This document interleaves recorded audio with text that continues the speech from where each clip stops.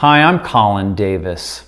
Recently, Melissa Mari and I interviewed James Tunney, who is an Irish lawyer who left a career in international law to pursue art and mysticism and to study Scientism, which is the ongoing movement of so-called progress that is now moving us into what we could call technocracy and also transhumanism. And so these are some of the things that he is an expert in. And so we'll be talking to James about that and also about what we do about the situation, not only in terms of activism, but in terms of how do we work on ourselves and mature ourselves going forward. And of course, Melissa and I are always talking about psycho-spiritual development. And so we do talk quite a bit with James about this. James is also the author of 7 books. 2 are fiction, which include Ireland, I Don't Recognize Who She Is, Blue Lies September, books on mysticism and the esoteric traditions such as the mystical accord and the mystery of the trapped light, and also on scientism and transhumanism such as Empire of Scientism, TechBondAge, and Human Entrance to Transhumanism, Machine Merger, and the End of Humanity. So now let's go to the interview with James. Hi, James. Thanks for joining us today. We really appreciate you being with us. Great to meet you, Colin and Melissa. I'm looking forward to the conversation, and I appreciate the work that you're doing and the book you've written. I enjoyed that. So thank you. Same to you. And and I just want to thank you for already the amount of information and knowledge that you have generated through your interviews with Jeffrey Mishlove on New Thinking Aloud and other interviews. I also admire your art and your... Oh yeah, you're a good artist too. By the way. And you're quite good, and I'd like to recommend people go to your website and really check out the broad nature of all your work. It's quite phenomenal. Thank you very much. I appreciate that, and I know about your journey, and it's important for me to get that kind of feedback from people that have a proper sense of reality. So I appreciate that. Thank you. And what is your website URL real quick? I'll put it also down. www.jamestunney.com. Okay, jamestunney.com. Mm-hmm. So James, before we started, I kind of went over what the possible boundaries of a conversation, and so I'll just reiterate that now, and then have you respond. So the audience, we suspect, are probably largely people who already consider themselves to be, quote, red-pilled, meaning they have already, you could say, put on the glasses. They've already seen that there is a shadow side to civilization, and that whether you frame things with people have been called conspiracy theorists who see the world in this way, but whether that is people are aware of whether they're aware of globalism or the New World Order or all kinds of other sort of parasitic schemes in civilization, people have awakened to that and they see that going on, and they're consuming that kind of information. And they're grappling with that, and they're trying to basically integrate this knowledge with their own worldview and try to kind of, and there's a whole, it's really an initiatory process to be red-pilled. And so I think our audience is either gone through that or is going through that, and so I thought that with bringing on people such as you, I would just put it to you that to say, knowing that this is the audience and all the research and contemplation that you've done, at least in this realm, What would you like to point people to? What would you like to impart to this audience to help them go to the next level? Okay, well, the starting point of my work in the last few years was founded on a kind of insight that came in from the ether about that there's been a certain failure of spiritual evolution. So I began to think about that, and I began to continue, and if you like, in a mystical way, to elaborate a framework from there. So I said to me, other part of my brain said, that's too simple, a failure of spiritual evolution at the base of everything. This was the kind of insight, a failure of spiritual evolution. And I began to investigate that, or reinvestigate. I had been interested in a lot of these areas. I said, okay, what does that mean? And also the process of how these insights came was another opening up process that makes one begin to understand what Suravardi talked about in the 12th century, that we have this mystical foundation. Our spiritual consciousness can receive information, can receive insight. That's not manufactured in our brain. That's not assembled. It's not constructed. And in that sense, where we open up to the, if you like, the universe, divine consciousness, to a higher order, to the Tao. C.S. Lewis talked about the Tao as being the representative of this idea that there is an ordering process.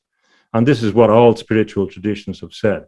So I began to elaborate what that meant, what the mystical journey means, and why the spirit is so important. So if you look at a lot of people that do wake up to the illusions, they usually have some kind of spiritual base. It doesn't mean they believe in God in a traditional sense, but they have some sense of their own spiritual identity, which is bigger than their persona and bigger than their ego. And I find it difficult to understand or to see that one can go anywhere except by an extremely intelligent logic, that one may come to the same position, but absent that ground, the sense that one is spirit with a small s, connecting with a higher spirit, a great spirit, if you like, in the Native American theology. Without that sense, without that base, it's difficult to have some litmus test framework in order to assess things. So that was, if you like, the light side and the elaboration. And from when I wrote in the Mystery of the Trapped Light, I tried to explain what is really a philosophy and a tradition of Illuminism or Illuminationism, which is a persistent, recurrent idea in all traditions that we are light beings and that we're living in a context of light, matter, frozen light, for example, as David Bohm talked about. But every tradition has this idea that we're light beings. So I try to elaborate that and look at the process or the structure of the mystical journey, which is spiritual consciousness, and you use the word initiation or initiating itself. It's inherent in our psyche. It's other organizations pretend they give it to you, but it's in us. So we go through that process. It's in our inherent nature. And even from the start, I couldn't get away from this idea of the things we know about, the technocracy, the scientocracy, and this thing. Now, I also wrote a novel called Blue Lies September, which was about a kind of disaster in London, which led to draconian legislation, which led to medical treatment on a mass scale. So, I mean, I knew various things were coming. Last year, I said in one interview with Jeff on his questions that perhaps next year would be worried about monkeypox, and I did say that a year ago. Wow! I did say Paul Check asked me for predictions this year that we would have a war in Ukraine. So I mean, you begin to fortune telling is not what I'm interested in, but when you open up, you can begin to get a sense of what's happening. There's a broader dimension, and they're verifiable things. So there's a lot of people can say a lot of things, but I believe that the spiritual consciousness is actually clear-sighted about what's happening and also about the future and the present. So what is the threat? Now, the threat is people talk about the New World Order and all. That's exactly right, but what they have to be a bit clearer about what they're talking about. Mm-hmm. And there's a lot of obfuscation, and even probably by people involved in the process, and a lot of doublespeak.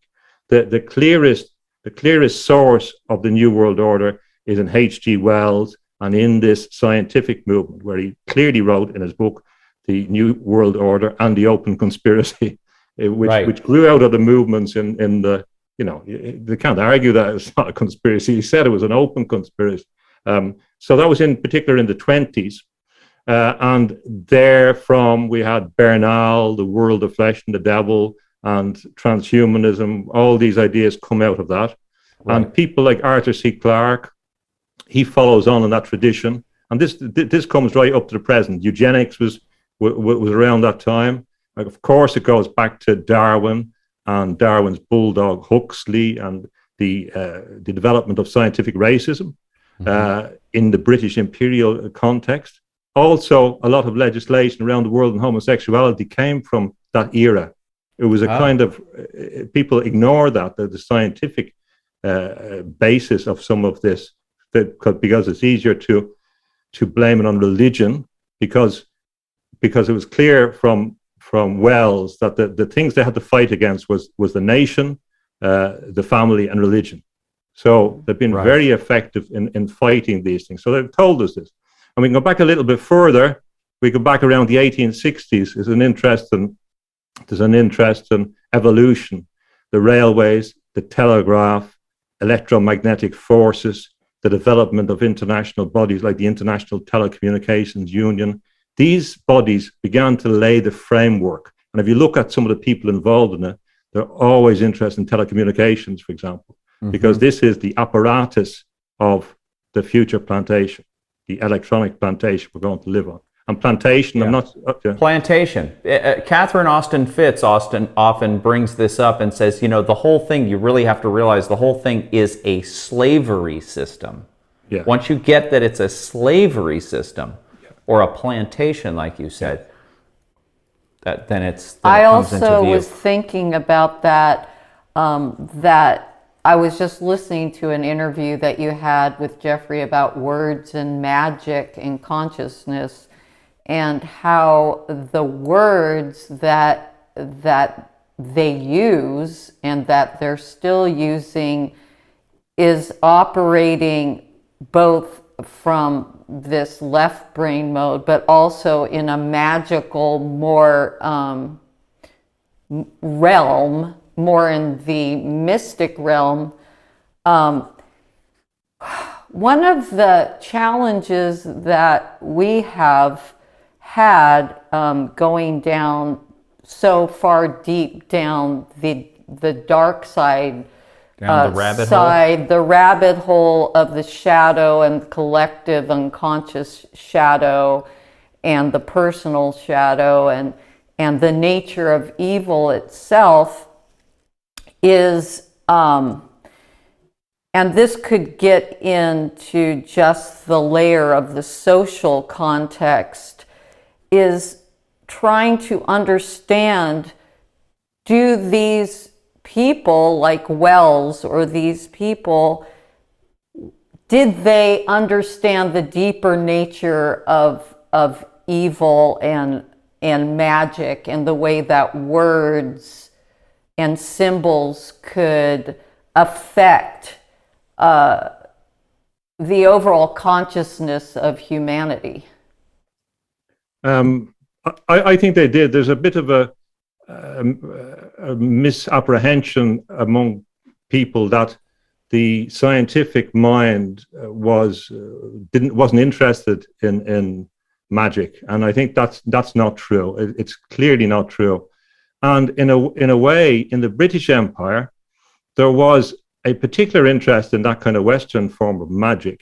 I think because when the Reformation came, they destroyed all the Catholic churches, the monasteries, all the colours, stained glass, all the beautiful superstitious stuff.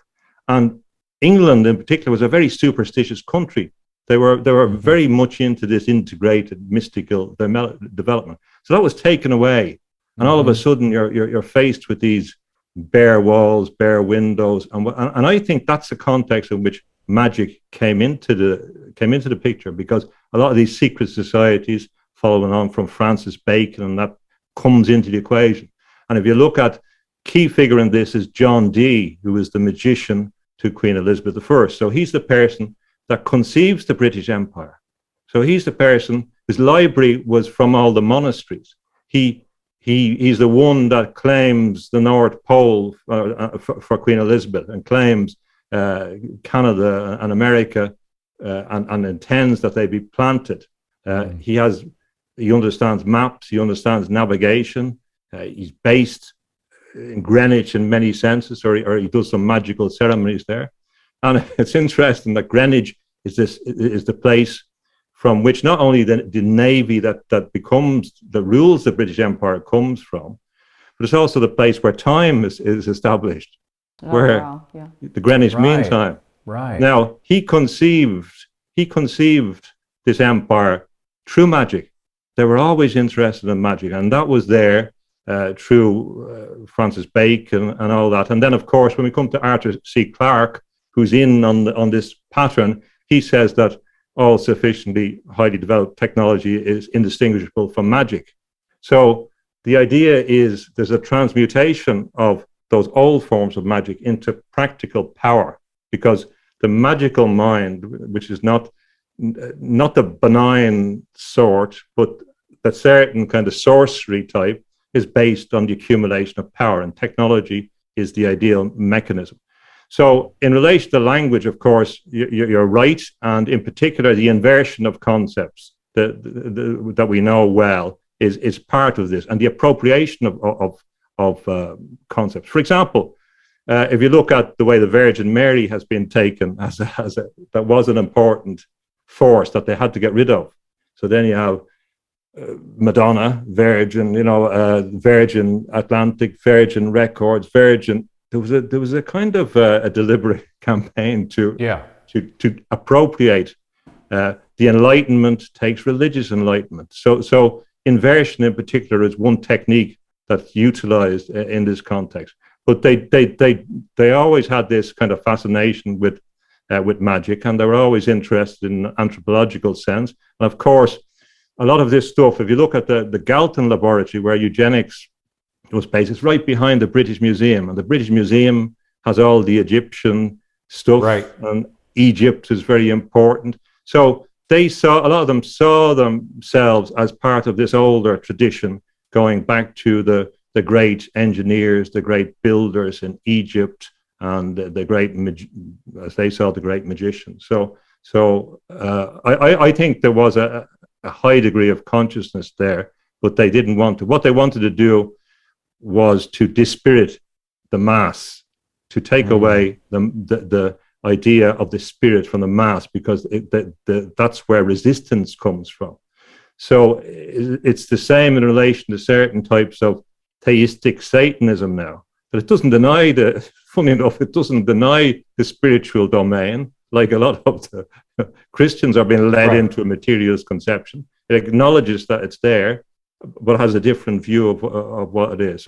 So I think there was a high degree of awareness in certain circles, and that this part of the, not Aleister Crowley, but part of that philosophy of doing what you will, it's an ideal philosophy to attach to a power-seeking elite group of people that see power as the main basis of, and also that bonds them together. So I wouldn't overly focus on their purely rational, reasonable base. And the last point, Marquis de Sade, of course, is a great champion of reason in the French Revolution, and you see what happens if you have this.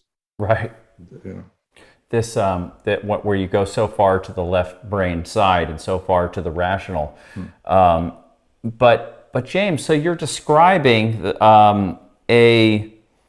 you're describing some of the worldview of a milieu of a it's kind of like every every ideology and the group that forms around you always people group together tribally or around ideologies and around political affiliations, and then you would have intergenerational bloodline families who would be interested in genealogy and tracing their bloodline back to Egypt and wherever it goes to try to rationalize their position. And there would be all kinds of facets to the general worldview of these individuals. And some would be more interested in magic and others would not be. They'd be more on the business side or whatever it is. And we're basically realizing that there is it's kind of like people waking up. It's kind of like Americans, for example, suddenly coming into contact with communism and going, what is this weird entity and their beliefs and all of this? And it's kind of like we're becoming aware of this elite worldview, and then we're trying to go around it and say, well, what is it? What is in this worldview, and who are these people? And then we're specifically talking about right now the part of their worldview that has to do with magic and using coercive and covert and surreptitious means to be able to manipulate the public. And one of the things that often comes to mind of researchers in this is, well, how conscious of this are they, or how does it work in the mind of those individuals who are aware that what they're doing is coercive and that what they're doing is purposefully manipulative? How do they rationalize that? I mean, you must have a hierarchy of some people who are genetic psychopaths or sociopaths, but then you have a lot of people who are sort of playing cognitive dissonance games and not really wanting to look at the whole picture. And there must be kind of a spectrum of ways in which elites deal with this problem. But when you have a class of people who are essentially parasitic to the body politic, what is going through their heads? Yeah. Well, my view, I've been looking in particular at how one can look at modernity. And in many senses, 1860s is a good place in modern art, and that to start off with modernity. But there's one UK professor who has written about modernity, and he traces it back to the 12th century, and in particular, the French and English nobility. And we have to remember that these people were from the same basis. A lot of them were French, really. And then when you're talking about the Plantagenets, of course, who established, if you like, the modern United Kingdom, the foundation story is based on the idea that the Countess was some kind of demon figure. It's there in the basis of the story or the history. There's also always this fascination with blood. It's right through all the royal, not just the bloodlines in the hereditary sense, right, but also in the sense of a more symbolic interest in blood that is recurrent. And if you look at part of the New World Order, it's going to be an automatic New World Order. This is the key concept for me. The New World Order is going to be defined by automaticity. It's going to be defined by an automatic governance system, and the human in it is going to be assimilated into the automatic system, right, whereby they gradually, or fairly quickly, but they become automatons. So this is a prelude to the end of Homo sapiens. So if you look at the upper class as well, they were always interested in automatons and in mechanical beings. It was from the upper class that they developed these things. They were also interested in eugenics. Now, their interest in eugenics is twofold. One reason why they're interested in eugenics is they were so inbred that they needed to look at where they were going. That's one reason that comes up. They had a lot of diseases. The Habsburgs, etc., had a lot of problems, and they were looking at it for themselves. Now, they're interested in breeding, the horses, the people in the pyramid of power. This breeding issue is important. So eugenics is a natural fit. So when we come then to Darwin's theory of evolution, the idea, okay, we can take these principles, and the scientists are saying this, so a penumbra, so that we're talking about concentric circles. So scientists need patrons, they're guns for hire, they're gunslingers, that, you know, they'll sell, and usually it's the highest bidders, and the highest bidders are usually the crown, the people who have appropriated all the property. Henry VIII, who's ransacked all the monasteries and all that for religious grounds, has taken all the gold and engaged in a cultural revolution, effectively. So it was something that Mao learned of probably much later on. So the idea that you can apply this principle to control of other humans, which in many senses were either animals or machines. So this idea is that people who are not at the top are animals or machines, and they will recognize that thing about themselves, that those base natures are there. So we have a combination of things that can be seen through the evolution of ways of looking as well. Biology contributes. So there's a stream in biology that begins around then, which begins to look at the body as a machine. And Galvani, when he's doing this, the frogs, bringing the frogs back to life, they begin to say, oh, well, there's nothing strange there. There's no God. Same as Yuval Noah Harari says, there's nothing strange there. There's no spirit. See, it's all mechanical. Right. And that's what informs Mary Shelley. She understood, she perceived on a deep level where this was going, that the romantics, like Shelley and that, were in their Prometheanism, were very much in favor of technology. A lot of people think that all the romantics were nature loving, but a lot of the romantics, what do they like in nature? They like the sublime, they like awe, they like powerful things. So it's easy for other people to come in on a different circle around the core. So you get this kind of ripple effect. But the forces, the imperial forces at the center, whether it be the British, the French, the Dutch are very important in this, all these imperial systems, they get good at administration, good at control, good at exploiting other people, good at learning about other people. That's what anthropology came from, really looking at how can we control these people. They get good at exploiting their religious beliefs. They get good at using higher forces, divine forces, to attain their goals. So what we have to, we can't think of one particular group. We have to think of concentric circles. So, for example, there is a concentric circle today of the managerial expert class. And in many senses, they're useful idiots for the people. They have no idea. They're given an instruction, targets, and they are the useful This is obvious. Yeah.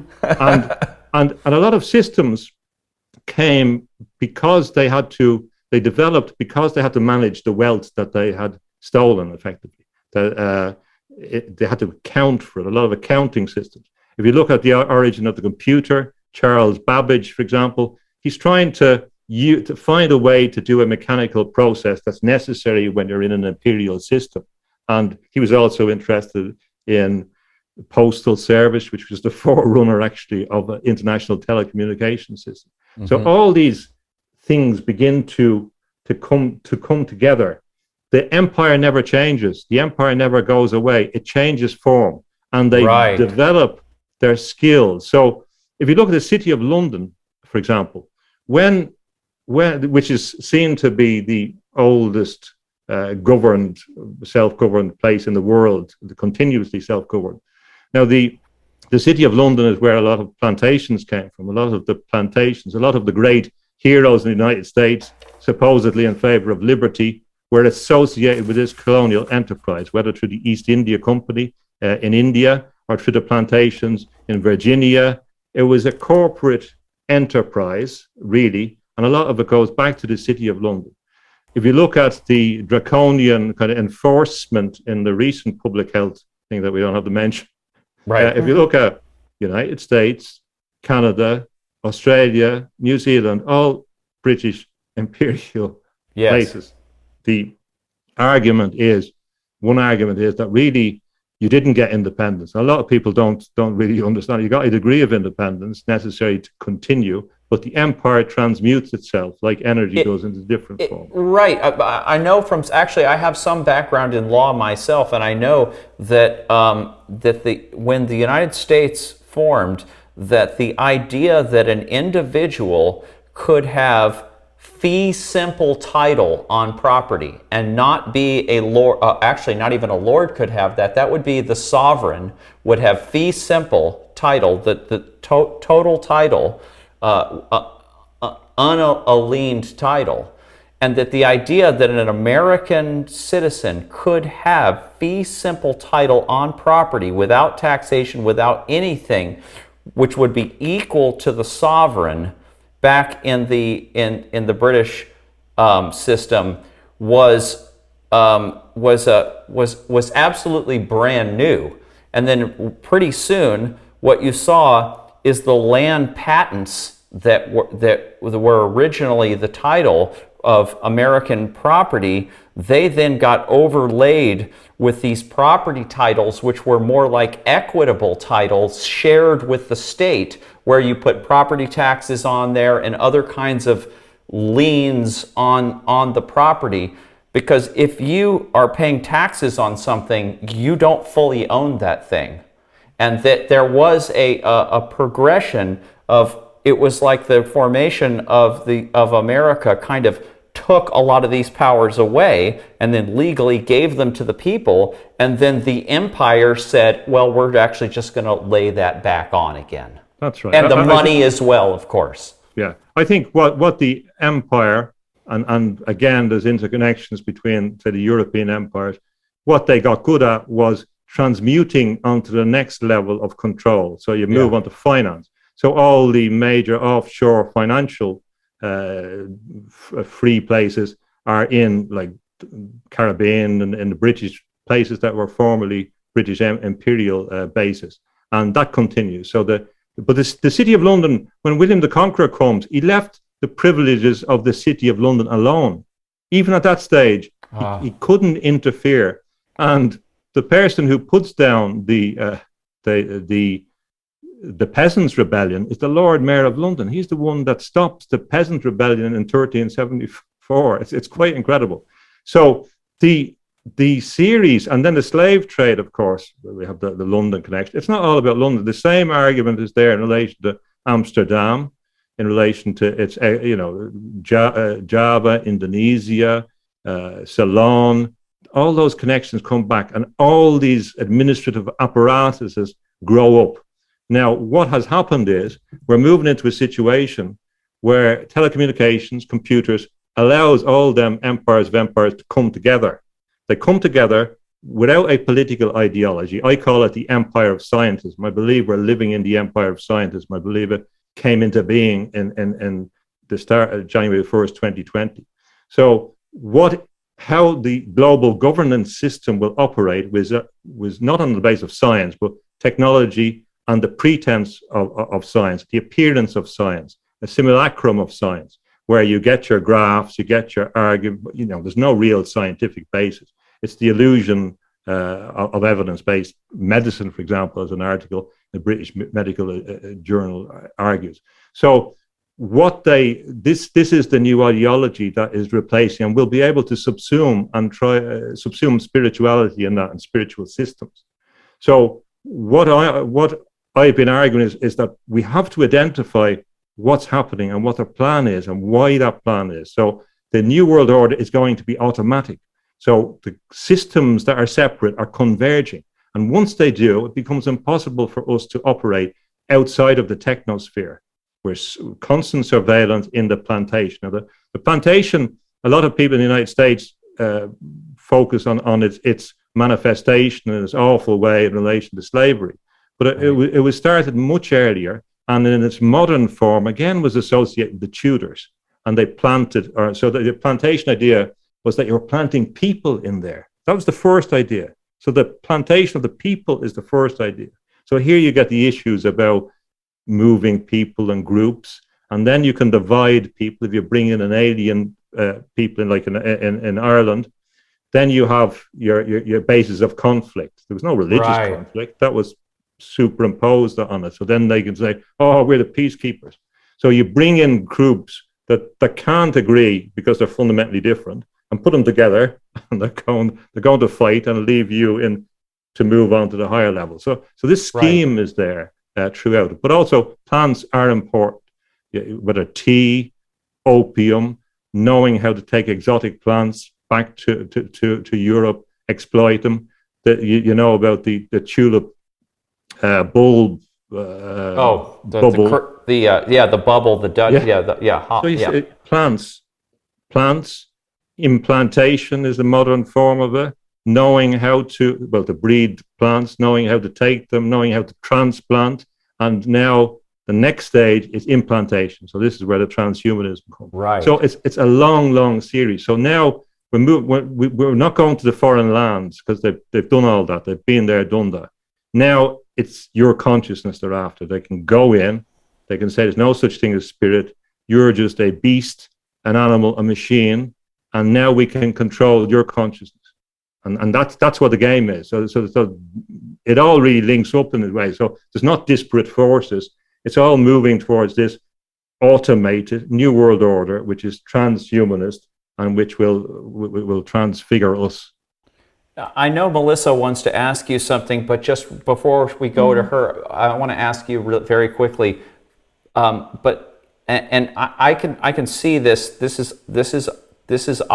is pretty clear to me as well, and increasingly to, at different levels of clarity, to increasingly more people are being able to see this, and so how is it that this is going to be able to be pulled off? Because on one hand, it's kind of like this whole new technocracy system is kind of like it's being stood up right now, but it's already cracking, and there's so much fraud I mean, do they see the fraud as basically just a temporary scaffolding to hold it in place, and they don't care if it's because right now there's so many people like you and others, slinging arrows at this and pointing it out and saying, look at this fraud technocracy system that's being erected, this new slavery system that's being erected. Hey, look at this. And we've never had so many eyeballs on this culture, on this elite culture, on these kinds of ideas. Not only have we never had so many eyeballs on it, but it looks to be that the managers that you talked about are completely incompetent. So how well is it really going for them? So actually this adds on to what he just said. Is I was thinking about the cyclical nature from a natural perspective of nature and cycles and civilizations, and we're obviously at the fall of the Western civilization right now, and then also the idea of logos, or this Promethean archetypal energy that has gone completely out of control. Is this an unconscious, natural, cyclical thing that's going on in the collective unconscious of humanity? Or has it all been planned out? Because what we're seeing is that through them implementing this, it's cracking, and these new sprouts and seeds are coming out of it. So that was just... I see it slightly different. I agree with the implications of what you say, but I think they're on target. It's full steam ahead. That's unfortunately what I think. And the reason why I say that is because if you look at people in the Irish Republican context, and I know about that from a background, so they were looking at a struggle that they would have traced back to 1169. So by the time when my father was born, Ireland was still a part of the British Empire. before it became a republic. So his family and that were involved in all these things. So they saw themselves as fighting against that empire that was there for hundreds. It's quite a long time. Now, then they would have assumed that they got independence and the cat was in the bag, that they had it. But really, the game had changed, and this was the problem. The game had moved on. So you win something, but the game has moved on. So the problem is they're 20 steps ahead because they've been planning this for a long time. That's the difficulty. So while the people who are reacting are always fighting the last battle, they're always fighting the last war, but they've moved on. So, for example, it was predictable that war was going to be the next equation, and then they delivered on that shift from public health issues to overnight, like that, and public. So the bit about the collective unconscious, I'm tempted to. I see those arguments, but the only thing unconscious is the people allowing themselves to be unconscious.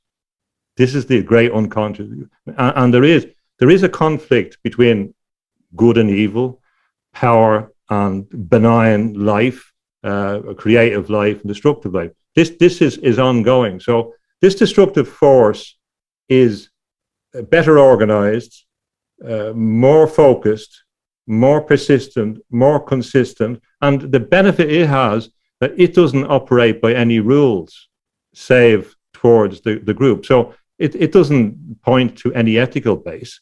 So therefore, it can lie at will, whereas most, good people, if you like, they don't do it as a matter of habit, not daily in the sense of big lies about everything. But these people can do that, and they can make assumptions about other people and how they will behave. So they have a lot of the weapons. Now, why they're getting confident at this stage. So it's a lot of people think when they're saying that globalization is collapsing and all this kind of stuff, it was always meant to collapse. Globalization was like the fox who says to Mr. Crow, sing that beautiful song, I love to hear you, and then he gets the piece of cheese in Aesop's fable. That you can travel, you can go to New Zealand, you can drink New Zealand wine, you can have these silks from, you can live like us now for a bit. Forget about your nation state. It's gone. It's globalization. Fly where you want. Unfree, unimpeded. Don't worry, etc. That was only a phase to draw people out, to get them to break the connection with the state, not to be so interested in loving the nation, if you like. That was part of the policy going back to Wells and back to there. So when I'm looking at the mentality, I'm looking at the mentality of the people and what they've articulated over centuries. For example, I was always amazed when I was looking at, if I go back a generation, at the figures in English literature that were promoted and seen to be fantastic, about Spencer and the Fairy Queen. And then you look at what some of these figures actually said in real life. I know we can't blame, or we can separate certain things, but I mean, they were involved in genocide consciously, and they're involved in and wanted to starve the people. Now, another element of this is the racial element, and this is the thing why Irish history is important, because Irish were always seen to be beasts and animals. So it wasn't got to do with their skin color, because they couldn't distinguish on their skin color, and they may have been fairer in Ireland than Scotland because they don't have a lot of melanin in their skin. There's more redheads, for example, in those places than. So it wasn't about the color of the skin. It wasn't about whiteness or anything like this. So this is wrong. Even when we look at Darwin's theory of evolution and scientific racism, Ireland, we often see comments about the white chimpanzees, for example. So the simian connection was not got to do with African heritage, for example. So there's nuances and complications that people have to understand in this, that we have to look at it in a broader historical perspective. But what is clear is that these people have that pathological, that pathology, that psychopathology. And I noticed that on your website you talked about you mentioned ponerology, which is important. and not a lot of people talk about that. But the idea of, and this is where the dark side is for me, it's in the systematic corporate enterprise. That's what Britain, for example, is very good at, was establishing corporate beings, and they are beings that act as a body. And the body politic you talk about, this corporate body is very, very important, the East India Company, etc. And then you don't have to worry, because there's always a superior orders argument. There's always an order which seeks to replace the logos. And of course, the logos ultimately becomes commercial logos. That's not an accident. This is, right. The power of these sigils replaces the logos that you talked about, Melissa, in a deeper sense. So I think they're on target, unfortunately. I think where we are now is it's at the extent of building up a network of people that can be mutually reinforcing, that can provide a robust explanation, that can establish some kind of, and I don't know if mass is the correct word, but some kind of genuine, substantial movement. So that's what we're fighting for. It's always been the way. But this one is, there's a difference in this game. This is the ultimate game. This is the last game, because if we get the implantations, if we get the transhumanists into bed, well, we cannot have free will. That's gone. That's only going to get upgraded. And then we have the replacement of our free will and consciousness by a mechanically determined thing. So once that happens, once we cross that Rubicon, there's no going back. We won't be able to resist the robotic, automated New World Order. James, one caveat though may be that even the New World Order, we'll just use. I almost don't like using that because it's not accurate enough. But in a way, everyone knows. But try the empire of scientism then. The empire. Okay, the empire. But even the empire is subject to entropy, the second law of thermodynamics. They're subject to biology. They're subject to evolution in a greater sense, and they are part of the Earth's biosphere and part of the all the complexity and everything that's going on in here. And they themselves do not stand above the rules of the laws of nature, let's say. And so if they have become so parasitic and so tight, and this is what happens to tyrannies, is that they become so, like I could use this Jungian idea of the king, the archetype of the king, the father archetype, the leader archetype. And a healthy manifestation of the king is not only defending the realm, but also nurturing the realm and blessing the people who need to be blessed, and has a whole nurturative quality to it. And when the king becomes totally dysfunctional and pathological and he becomes a tyrant, then basically he's moved into the clock is ticking on him because he's going to self-destruct. And so if this milieu, if these people are the intergenerational leaders or royalty of mankind, or at least of the Western world, then they are, at the archetypal psychic level, they're occupying this position of the king, queen, the royalty. And if they're so dysfunctional and they only see people as automatons, as slaves, then they have fractured themselves off from the body politic, and they're going to fall down. Well, look at Prometheus, the mythology of Prometheus, right? Yeah. Going so far out there, he ends up, or Icarus trying to fly so high towards the sun, and he ends up, not realizing there's all these things that, he and his dad didn't realize. Oh, wait, our wings are made of wax, and we get too high up there where it's going to break and we're going to crash down into the sea, meaning the unconscious, and it's going to have to start over again. And so from this point of view, even though it is seems to be what you're saying is true, that there is a continual recapitulation of the power elite to continue to say, okay, we got moved to the side for a second. Now let's reassess ourselves in here. And you push them back, and they reassess themselves. And it seems to be an ongoing thing, but at the same time, they don't seem to be outside of the boundaries of nature. Yeah.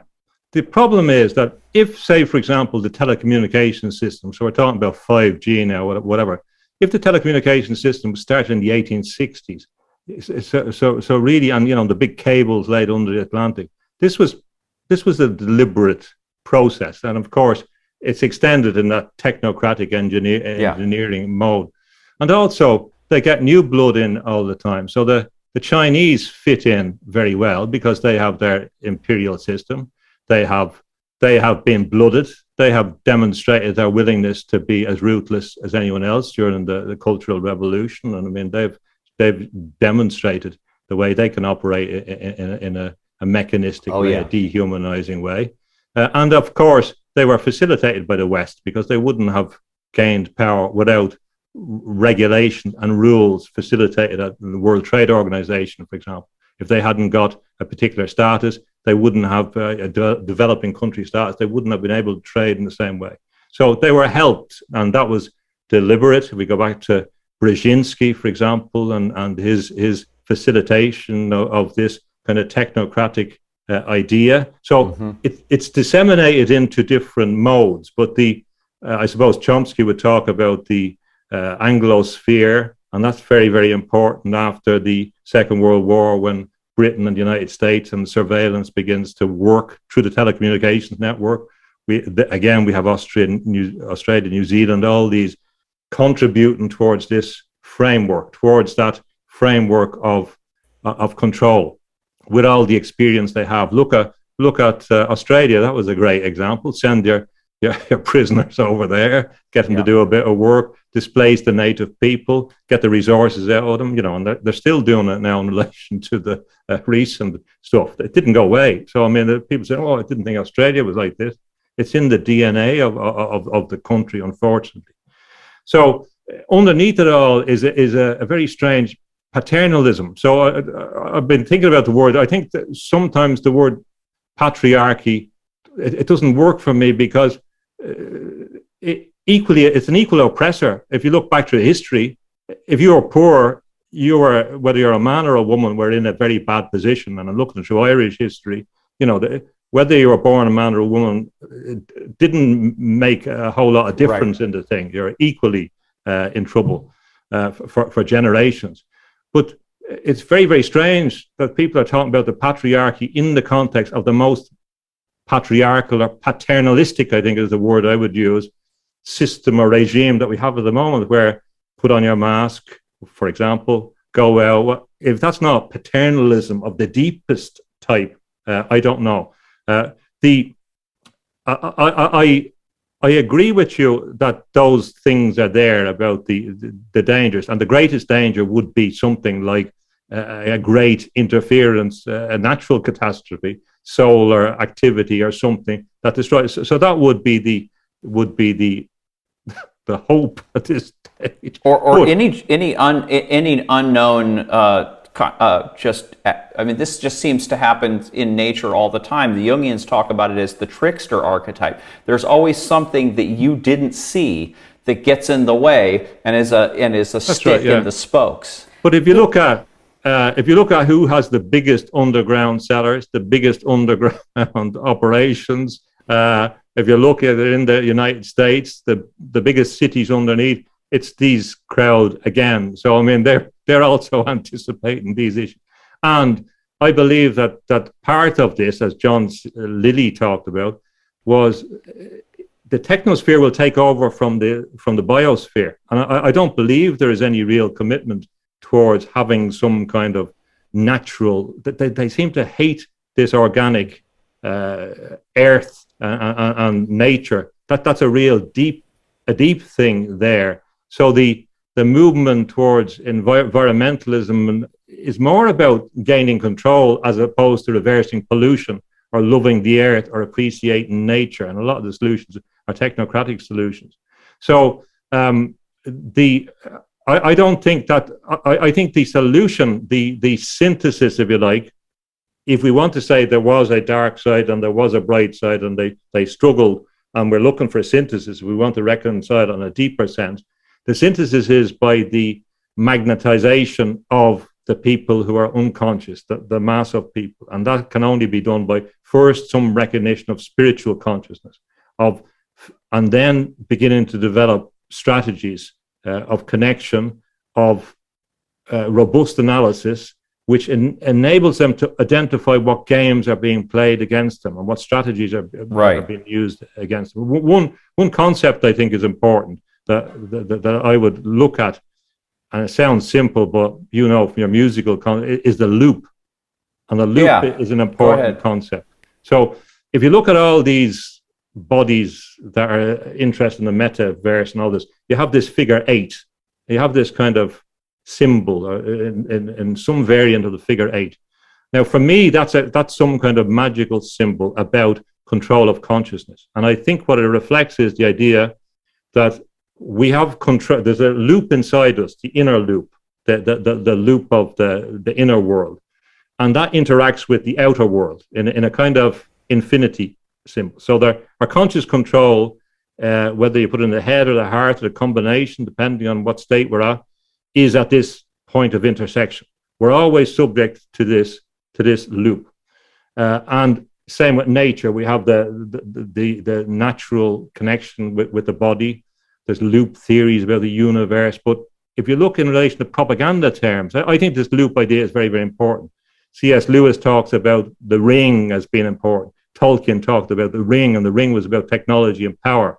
So the way that this empire works is by establishing a series of rings. So first is the ring of power, the people who are in the ring, and then they will have rings below it, which proceed down through agents of change that can take over organizations.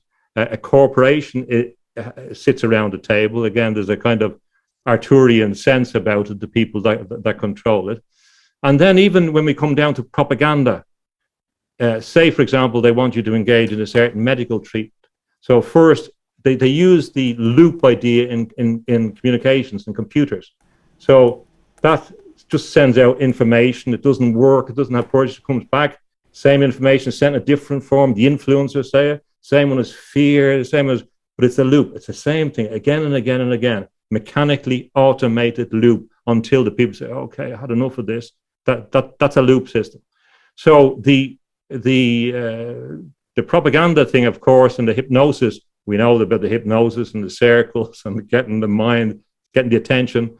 It is designed to form a loop in your mind. It's a loop that replaces the existing loop.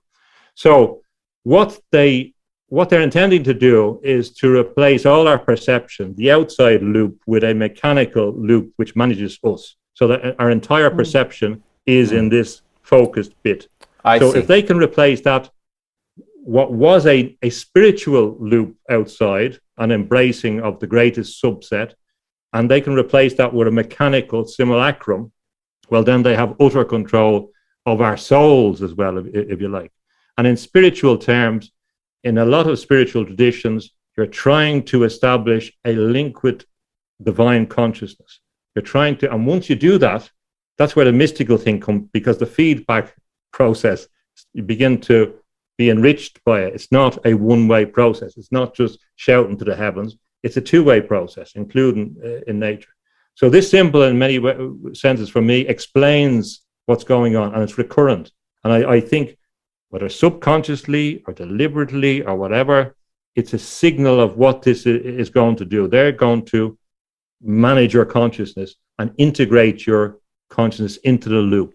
So closed loops, open loops are important concepts to try and understand. And even in rap music, you know that from the 60s, they use that loop from the 60s. It's quite incredible how recurrent it is, but how successful. And there's a kind of magical incantatory aspect about utilizing these. But psychologically, that's very, very important. And the communication loop, the convergence of technology makes a communication loop where either you're assimilated into it, allowed into it, or you're excommunicated. You're not in the loop, you're not in the ring. So I think that idea is important.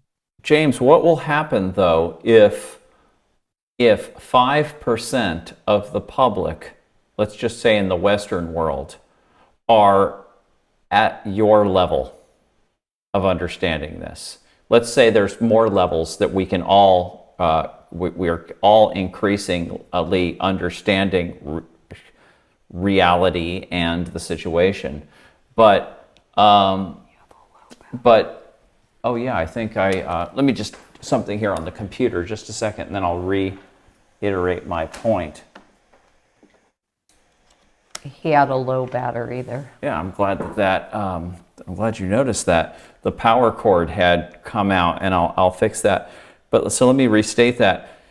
James, what if 5% of the population of what if 5% of the Western world get to the level of where we're discussing right here, and can clearly see this operation going on, and we can't go back after that. We can't be chipped, and we're at a level of sophistication to where we are consciously going, I'm not going to listen to that music. I'm not going to use that digital currency. I'm not going to give money to that bank or to that corporation. I'm not going to vote for that politician. I'm going, at this level where we're basically consciously opting out of it, and we understand at some level of what's going on here, we will present a continual obstacle, and we will keep on cracking at the system. And then the more they try to oppress us, then the more it just wakes up other people. And let's say this 5% or 10%, I don't know what this minority number would be, and there's just a constant amount of dissidents who are rather sophisticated, and in fact more sophisticated than their managers. Then what's going to happen? Yeah, well, when I look back, I remember talking to one of my father's uncles who'd been in jail loads of times, being involved in all this kind of armed struggle. Now, I'm advocating a peaceful struggle, but at that time, that was what was going on. And I mean, there was remarkable people there. One of my father's uncles was in prison with a man, with Terence McSweeney, he went 77 days, I think, on hunger strike. A famous incident or story, a worldwide story, influenced people like the Ho Chi Minh and all. It was kind of big. So these were remarkable people, and in many ways, you could argue that the ultimate struggle over those hundreds of years was defeated and it was defeated because they didn't really anticipate how deep it went. So that's why the robust analysis is important. I don't want to sound defeatist. I'm not in the least. So I'm very optimistic, and I hope I don't appear, and I don't mean to sound that. But the victory, if you like, in the long term is based on first the individual awareness. That's the most important thing, because absent that, and this is one of the lessons from colonial struggles, if you don't have some spiritual thing that you're fighting for that's motivating it, then there's nothing to gel the thing together. So the spiritual consciousness is critical. So that is the ultimate triumph. That you could go back to Jesus Christ and the Roman Empire if you want. There's all these archetypal, if you want to put it that way, yes, way of the struggle against the empire and how one does it and how one doesn't become the empire. So that's important, the spiritual consciousness. And then there's the issue of the network, and this is what I've called the mystic murmuration. What's happening now at this stage is that people say, okay, it can't be fixed on this level, so they're going to a different level. So what's happening is like a murmuration, a body of individual birds, starlings that are flying, that can fly in a mass in a coordinated kind of unconscious magnetic way, but without control systems in it. Because once you set up a party, an organization, it will be taken over. So there's the benefit of a flat network. There won't be a network. There was a theory of the congregation of light. If we go back a couple of 100 years ago, the idea that there was a mystic community that would recognize itself, and the way that one was a member was one was able to see that the person had reached a certain level in the thing. So no formality, no organization, no structure. That's where we're at the moment. That's key. That's key. Yeah. Yes. This mystic murmuration is forming. Now, out of that, the people at that level going through the process will have to have a different mentality. They have to be open-minded. You're not going to be able to do it with a fixed view. And I think a word that I would use about both your approaches from what I saw in your book was pragmatic. That's something that works. So that's an important word for me. And I've described an approach that uses pragmatic cosmopolitanism as an approach. You look at everything, you consider everything, you treat every person equally, whatever, no matter whatever, and you can learn off them. I've learned off people that I wouldn't agree with and things, but you learn off that. So you have to be open. And we also have to realize that there's games being played against all these people, that we have to understand those games so that we can't fall into the trap of that network being defeated by silly and simple strategies. So that network is forming, and that network is the continuation of the human race, because there is a split going to happen. If you begin to go down this control thing, it's got, that's becoming a different being. It's not the being with divine consciousness. It's something else. It can't be the same thing. It's not free will, the consciousness, the Tao, the Brahman, Atman. That's not what that's about. So this is the continuation of Homo sapiens, which I think has to become Homo spiritualis or some other form. It has Homo to be Homo bilancia. That's what we call it. Came to us, the balanced human. Yeah, that's a good one. I like that, but that's indicative of. Yeah. It has to be at that level. And this, now I don't want to use the word new people because the Nietzschean thing is behind a lot of. It's not only Nazism. There's good work written about the influence of Nietzsche on Bolshevism. So some things they might look good, but they can pragmatically, if we look at the fruits of them, they're not necessarily good. So the networking will require a huge informing. To play that game, one has to be aware of a multifaceted range of things, which is difficult enough, but one has to be open to understand in a panoramic way that this thing over here is actually related to that thing over there. And this is the thing that we've been trained not to do. We've been trained to be very vertical and not look in a panoramic context. So James, this is a decentralized secret society. Not secret. Because okay, no, not secret. Right. Not secret. Right. Right. It's not a. No, I agree with you. But it's a decentralized network of people who have their own ethics, which they put out publicly, and people naturally orient themselves towards each other based on these known ethics, which they take in, which they are to the greatest degree possible trying to live out unhypocritically. And that by just basically speaking this language, this more sophisticated red-pilled language, they basically naturally the network increases and it gets more energy. Well, I was just going to say that we've looked at in different forms the concept of spiral dynamics. You've probably looked at it.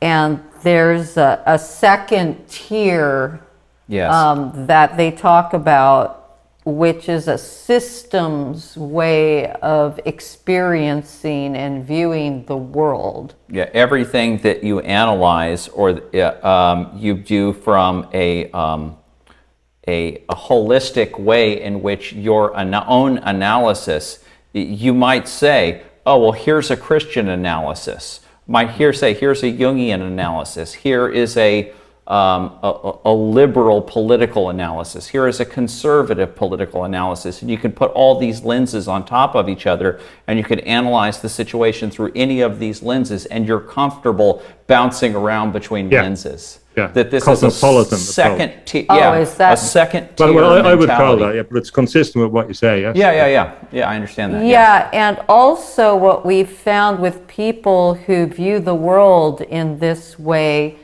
is a deeper connection to meaning and consciousness, a spiritual nature. Yeah. And the third component of what we have found that is very important is self-analysis and deeper self-work on our own pathologies, on our own shadow, on our own epigenetic trauma, and working with this day by day. There's no destination. It's just part of the experiencing of becoming more connected and more balanced and more developed, more mature, more adult. Yeah, the more that I have personally gone into this on my own and with him, us doing this together for the last 10 years, the deeper levels of doing this internal work on my own epigenetic trauma and shadow and just day by day. And we have certain practices we call emotional processing, where the deep trauma is released through somatic, in a somatic way. And it's somewhat challenging, but what I've experienced is more the capabilities of having a holistic experience of life and human and the world, and full compassion for the experience, even for these of the empire and the lack of connection that they experience. So it's like, it is really balanced, because it takes warriorship, and then it also takes a heart-based, right-brained approach. So it really is both. You can't just sit back. What we've noticed with the spiritual community is a lot of times they bypass this dark stuff, and especially the internal dark work. When you look at this evil out in the world and you can't experience it in your own self and really understand it fully, then we kind of feel that you don't grow. It's the whole Jungian idea, and even the Jungian community is the larger Jungian community, not the real masters in that community, but the larger Jungian community is actually still in denial of this fundamental concept of Jung's, and that is that what he calls collective evil, all of these mass hysterias that turn into these wars and genocides,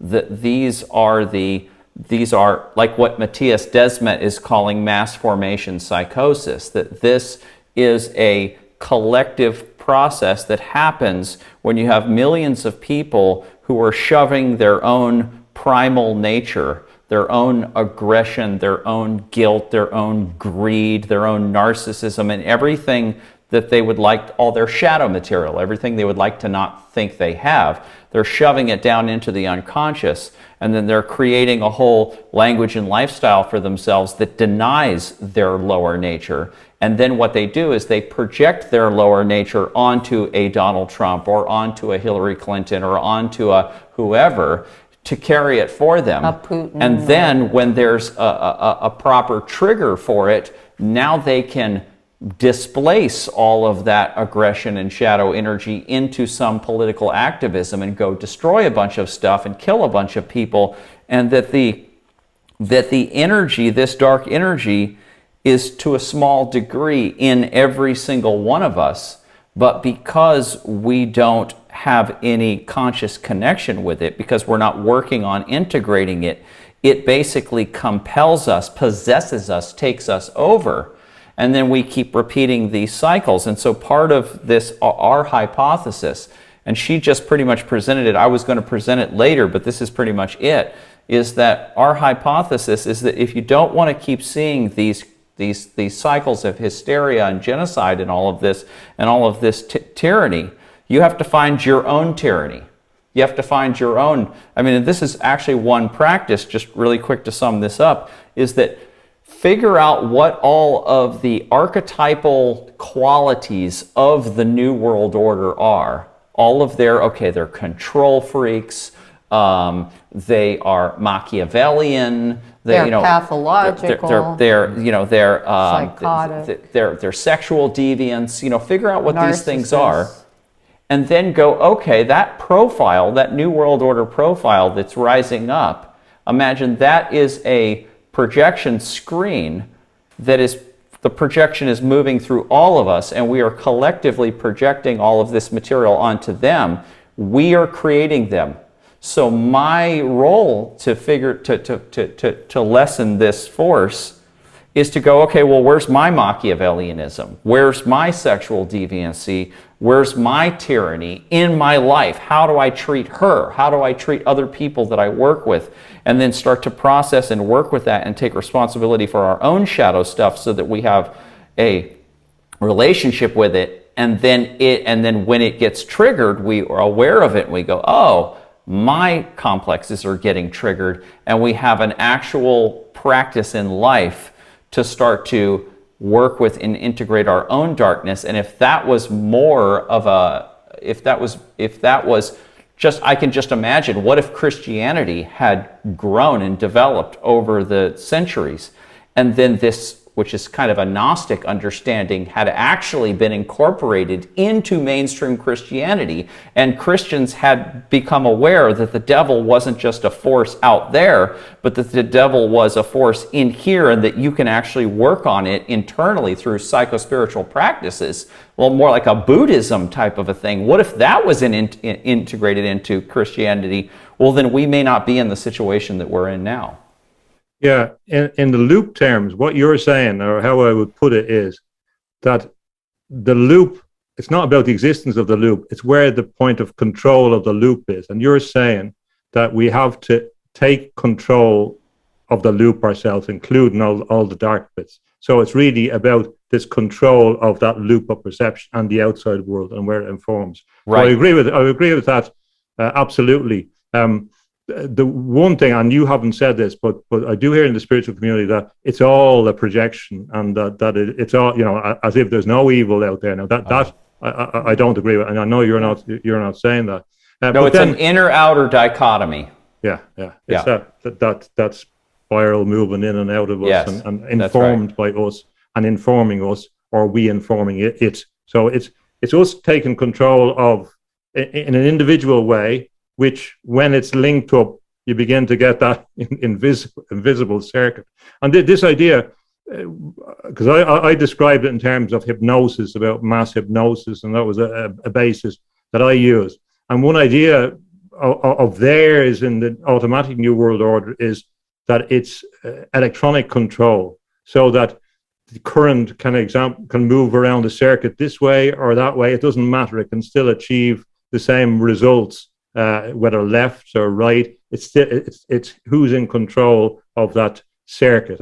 And there was the famous article by Maxwell on governors. So that when this, in the 1860s, electromagnetism they're becoming aware of, and telecommunications, they're saying, well, how can this apply to the management of the mass, of that mass that we don't like, all these degenerates, the Irish, and the people with different skin color, and all this kind of stuff. So that's part of the process. But what is then the question is, what is the evil? And this is the problem about identifying which on a ranking becomes the worst worst thing. And Father Malachi Martin, now when people hear, a priest, I don't want to, but he was the one that exposed a lot about the New World Order. He was the one that wrote faction about satanic, genuine, not Hollywood satanic, but genuine kind of satanic inversions again of the Catholic Mass going on in just outside of the Vatican, in a church there in 63, and about the church being taken over. It's very, very interesting, and about how the New World Order operates. His novels are barely concealed real figures that explain how these principles work. And C.S. Lewis said the same thing in his address called The Inner Ring. He says that evil, he did in another context say that it's the clean-shaven man in the office, in the air-conditioned office you have to worry about. These are the guys, the kind of Eichmann idea. But in this article addressed to students, he said to them that 9 out of 10 of you effectively will become corrupted. That was the gist of the argument. And he says it doesn't come in. It's not a big like thunderstorm. It's not a big pack. It's acquiescence in little things. And you've talked about this. It's the banality of evil. Yeah. And some guy comes, and you've been in the organization for a while, and he says, "Listen, Colin, we're going to do this. This is the way we do this thing. Everyone does it." And, and you're thinking, and you don't want to offend. And he says, that's how it worked. And that's how the inner ring formed. So Malachi Martin said, and he was a theologian as well. He worked on the Dead Sea Scrolls. He was fluent in many languages, many ancient languages. And he said, well, what was the problem with Judas? And this is a great, as you know, for artists, a great topic about Judas and what was, and there's a whole range of theories about him. Judas was a good guy and genuine interest in theological argument. But he said, well, Judas was the kind of administrator of the apostles' enterprise, effectively. This is the way he kind of explained it, and that Judas had contact with the authorities, and he expected Jesus to exert and fit in some way into the apparatus that was there, and that it was this kind of strategic decision by Judas that was defined by its acquiescence to the power structure. So his argument was that the acquiescence is the key thing. Now, acquiescence is not a bad thing. It doesn't seem like you're going out and destroying someone's life. It's just giving in, you're being nice, and that's the real danger. And that's the real way the Faustian pact can happen, or the succumbing to the Promethean force, as you were talking about, Melissa. It's this little incremental acquiescence. Now, the implication of being awakened in some way, of opening up your consciousness, of understanding that there's a real with a capital R, which is not the thing that we're engaged in, looking beyond that, the implication has to be that those acquiescences are progressively renounced. We can say, no, I don't fancy that. I'm not interested in that. No, I'm not going to do that anymore. I'm not attached to this. I don't agree with that. No, I'm not going to make that choice. Bit by bit, and there is a cumulative effect, and that water flowing down the hill will go to the proper level from different streams, and that's where the mass will form. When from different forms, from your perspective, what you know, some little thing with your authentic voice, as Melissa was talking about, from your experience, where you know something to be true, and you have proven to yourself and to others that something is true because you've lived it. It's pragmatically verifiable, and it's also utilizable and transferable in that context from that experience. So sometimes the problem is not about evil and where it's about what the nature of evil is and how it operates, and it's in these little things, these baby steps, I think, that a lot of people get lost. And once they get into systems, it gets difficult to come up the slippery slope. Yeah, I agree with you completely, and I've heard you talk about Hannah Arendt's idea of the banality of evil, and these little mini little these. Well, I'm looking for the word here. These acquiescence, these many moments in which we acquiesce to something parasitic, something destructive, something entropic, and then as we do this more and more, then we weaken our whole inner compass of morality gets weakened over and over again, and so so you have to have a personal ethics, whether it is a traditional spiritual system or if it's your own system of ethics, that you basically have to have a boundary for where you will not go no matter what. Yes, I'll lose my job. Yes, that's going to be my fate now, and I'm going to find something else. Yes, I'm going to have to move from this house. Yes, I'm going to have to sacrifice in this way or that. But I have these inner boundaries, and I do not cross them. And that's my rock. And if I ever let that go, then I start to wither away inside. And so you have to have this ability to you have to have that. And maybe it's true what C.S. Lewis said, that 9 out of 10 of you will be corrupted, but that 10% is what we're in the 10%.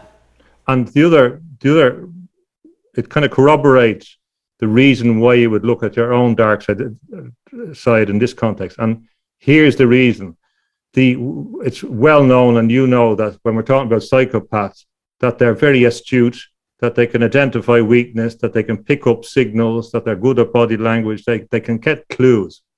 So if a person has been hiding things, that they've been suppressing the dark side or elements of themselves, and the psychopath can take it and they can work with a thing that the person doesn't have control of because of that. So in a pathological system, they say this person blah de blah, and the person, it may be true or whatever, but if the person hasn't addressed those elements, then they are susceptible to that superior manipulation, and that's what the psychopath's good at. And the psychopaths are very, very good at setting people fight, and they seem to enjoy that, certain types. I know there's a whole range of psychopaths, but that's another reason, a pragmatic reason, why this knowing to know thyself is important, and to know the elements that are constitutive of us, and the strange way that we're made from different experience and different contexts. Do you know this Gnostic idea of these three kind of categories of humans, where you have the hyletics at the bottom, who are kind of people who are just mostly they're basically mostly paying attention to their primal, their animal instincts, their just their instincts of procreation and food and survival and all of that. And then there's a middle group that at least Stefan Heller called them psychics, meaning they have some awareness and inner reflective ability. And then the higher level, that of course the Gnostics thought they were the higher ones, and they were the pneumatics. And these are the people whose entire life is oriented around spiritual development. Yeah, and that corroborates my argument is that all these debates about consciousness are an attempt to replace or create a false representation of what they sought to excise from human experience, namely the spirit. And this was a movement to dispirit humans, and in particular from the 1860s, they said, okay, we were getting rid of God, we're getting rid of religion, now we have to take away the spirit. And then it went on to, now we take away consciousness, we begin to deny that. So consciousness is really an attempt to describe what is the spirit, if you like. So that's why I won't give up the word spirit. I refer to spiritual consciousness. And when you do so, a lot of these debates become meaningless. But that's what they're going for, to dispirit us, to take it away. So the positive thing in all of this is that there's a simple realization, as you know, and as we know from, say, Vedanta, that we are it, that we have it already, that the kingdom is there within us. We have it. The mistake is that when the doors of perception become clouded, we can't see, we become confused, misled, distracted, entertained, our attention is carried elsewhere, so that we begin to search in the wrong place. We begin to come out into the external world and forget about this internal element. So once we have the spiritual consciousness, and once we're committed to that, well, then the process of evolution happens because of the commitment. The hero's journey happens because one has committed to it. And that's right. That's absolutely true. Yes. It happens of itself. And strange things, even that you see, Campbell was talking about the idea, for example, that helpers appear. It's a strange phenomenon, but it does happen. And also, there is an element that people, not everyone is going to change. And so, to a certain extent, one is forced to move into a different space, and one is forced to move away from some context one was before, moved from circles one was before, because they're doing different things, and that's a consequence. But the new brotherhood, sisterhood at the higher level is between people who have gone through a similar journey and have more in common, and that's where a different kind of level of interaction, which is based on a consensual evolutionary sense from where we can base. James, can you carry on a little bit on this thread about what you've been saying about this voluntary and consensual ethical trajectory that people in this network voluntarily voluntarily unplug, and they voluntarily institute these ethics that they adhere to no matter what, and they voluntarily stay awake, and they voluntarily keep increasing their perception and clarifying themselves and their relationships, and that this is an entire lifestyle, and that I've heard you talk with Jeff about that you don't have a cell phone, right, or a smartphone, car. Or a car. Now, I haven't rejected. Actually, I did reject the cell phone for a while, but I also gave up my car also and rode a bicycle, even when I was living in California. And it was and pulled my money out of the big banks and put it into a little community bank, and made conscious decisions like this. But can you talk a little bit about these ethical self-sacrifices and making your life more simple and essential as a way to start to unplug from all this and reduce the amount of distractions and stresses and all of that? Yeah. Well, most of the reasons, for example, my wife drives, and most of the reason why I wasn't interested is I like walking. Walking is one of the most neglected activities on a spiritual level or whatever. And I mean, you don't have to sit down in a difficult pose in order to engage in meditation. Your body will naturally do it. This is what, look at the human body and you say, well, what is that body designed for apart from sexual reproduction? And you'd say, walking is a pretty high on and they'll do that more than the sexual reproduction activity, probably. Well, yes. Not anymore, but so walking is critical. So I don't want to sound, and I'm not judgmental, and people have to do things and be practical, but there is a succumbing to issues. When I was, one of the reasons why I got disillusioned with universities was I could feel this force coming of centralization through the networks as that was growing in the 90s, and then everything becomes centralized and everything becomes harmonized. And there was a book written in 1989 called Cyborg Worlds, and it was a series of essays by people explaining how the military-industrial complex was taking over the education system and other things in its effort to establish, if you like, and they didn't use the New World Order as much, but they're explaining that all the spin-offs in the education system came from the military, even down to the technology they use. It's quite incredible. That's now 3 years ago.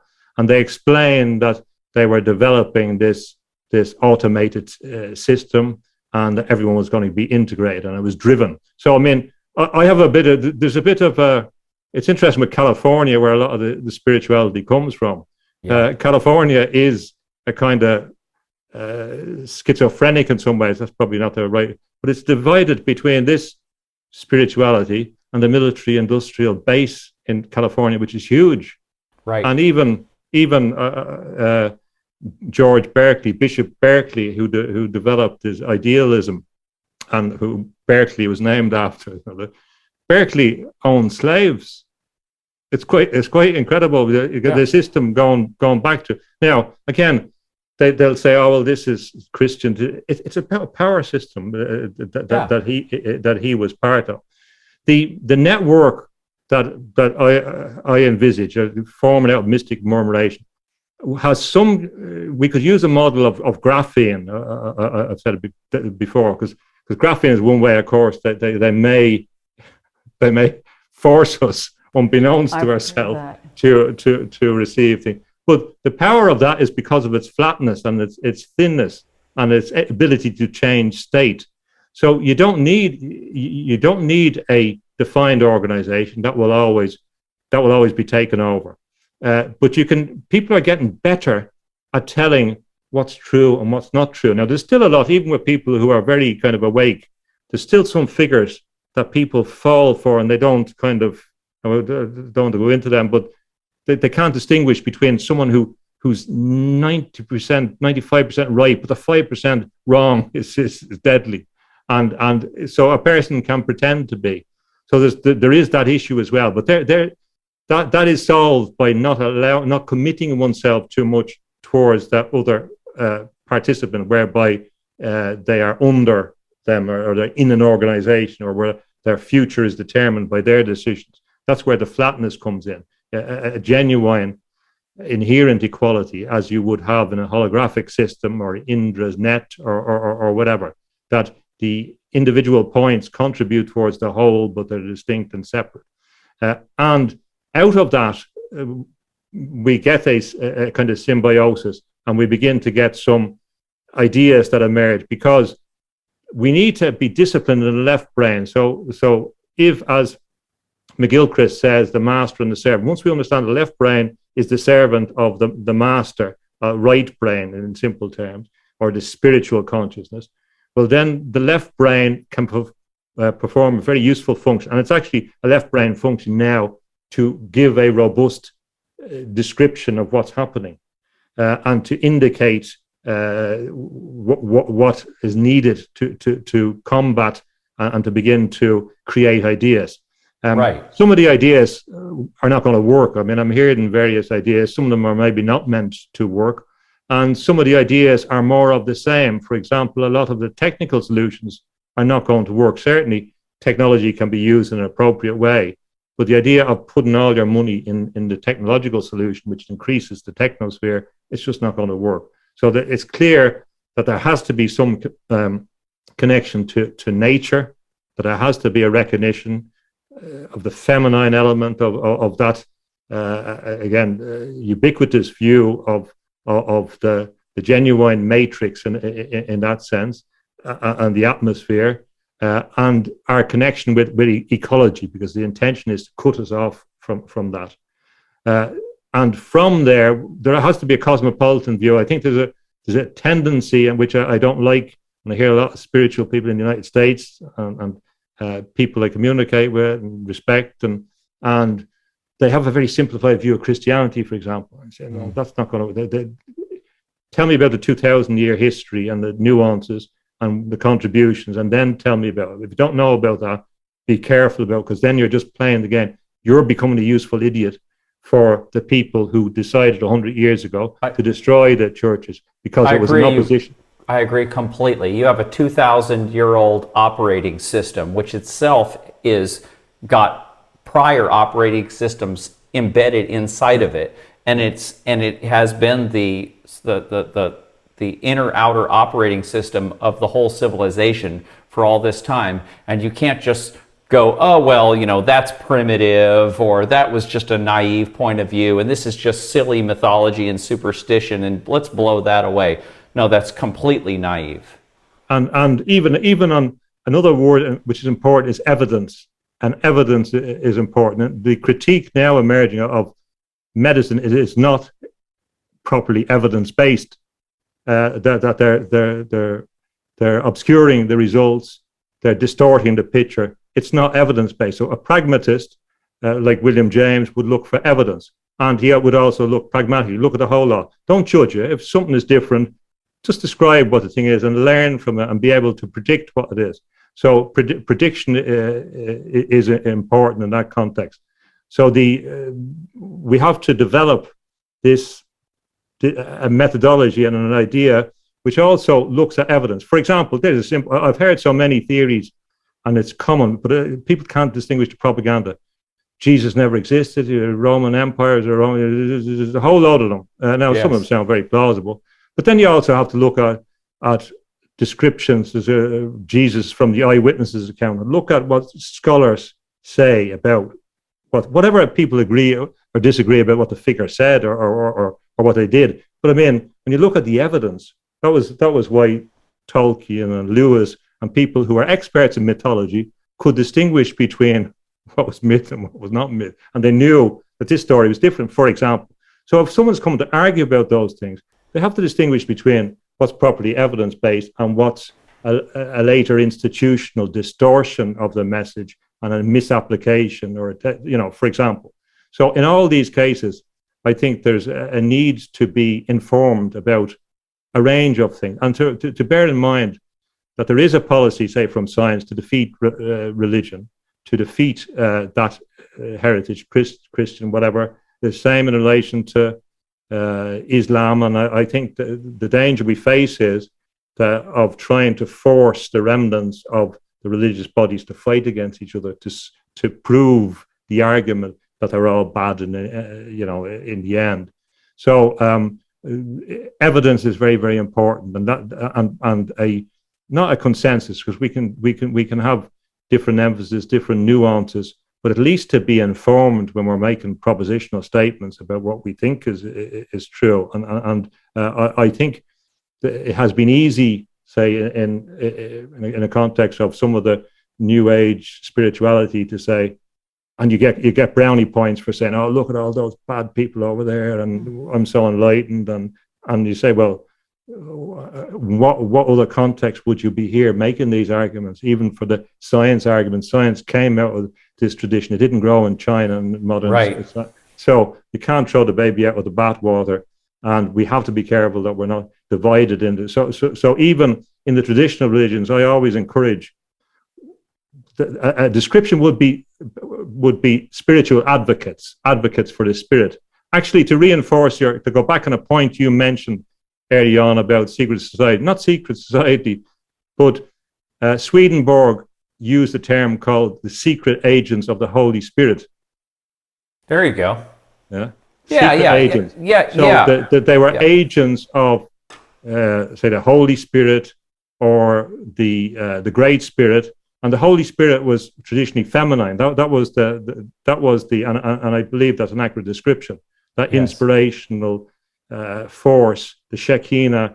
So the secret agent of the Holy Spirit is the higher connection, that the person they don't have to be standing on a corner trying to berate people to believe a particular thing. They can, through their own process, if they're open up, if they're actualized, begin to, in their own way, to make an influence, to act. Because history has been changed by small groups, and it's been changed. That's what these people have shown us.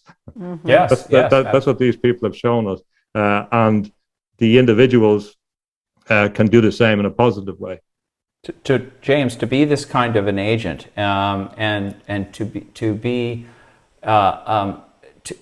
open to evidence, and means that you have to be willing to be capable of continually sacrificing physically, emotionally, and ideologically, so that you can constantly be able to update yourself, because otherwise you will not be able to see the evidence. You will not be able to accept some truth, let's just say, that could be transformative. Because to do that, there will be a little death, a little ego death, or a little sacrifice that will be necessary. And this just is a general principle. Well, that's in life. like the artistic process, right? Yeah. So you're creating something and you go through this internal struggle, and you have to use all the different elements. You have to use your mind, you have to use your technique. You have to suffer through all these peaks and valleys in the creative process. Right. And pull your hair out over it. And you have to be then willing to stay the course Right. in your art creation. And then you create your piece, your Yep. portrait, or your music, or whatever it is, or a performance, and then you have a little death of letting go and having to start over again. On something new. Yeah. Yeah, the artist has to, the artist has to be able to tolerate all of this internal conflict that is part of the creative process. Yeah, and in many spiritual, when I hear certain spirit, not many, but I hear you have to kind of attain things, but a lot of it is subtracting, is taken away, is letting go. And in many senses, the Holy Grail is about the same concept as reception in Kabbalah, is emptying yourself. It's emptying yourself of those attachments. And when you do so, well, then you can receive. And that's the yin kind of phase, and the anima, I suppose.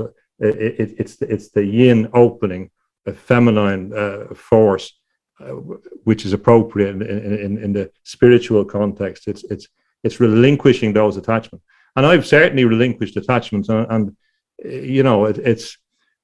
there's a dull throb in some of the things, in the subconscious of things. You say, well, I don't want to let that go. I don't want to let that go. For example, my family from Ireland has come back for hundreds, thousands of years. And when I see that, in my view, that the place is becoming a non-spiritual, I mean, that spiritual identity has been lost. I'm not talking about Catholicism, but the danger pagan of losing spirituality. Yes. Of losing a sense of spirituality for a materialist narrative, and that changes society, and to adopt and to open up to that loop as a society, to open up to this loop where you're not thinking, there isn't anything distinctive. So for me, that dream of that is gone. It's a difficult thing to say, because I was brought up on that. It was a thing that people fought for whatever, right or wrong, for hundreds of years, mainly for self-protection, because they were going to be destroyed by an empire who was willing to destroy the Irish people in a way that they decided not to do with the Native Americans. This is not, they decided when they went to the Native Americans that they didn't have to extirpate them, but with the Irish, they decided they had to try and extirpate them, so they did over hundreds of years. So you have to say, well, what was, if you look at how the struggle developed, and in later stages, and then you see, for example, the IRA being taken over by Marxist, influence, by different groups looking towards different things that the takeover thing again, and then you say, well, what about all those people, and all the experience of the. Okay. Go ahead.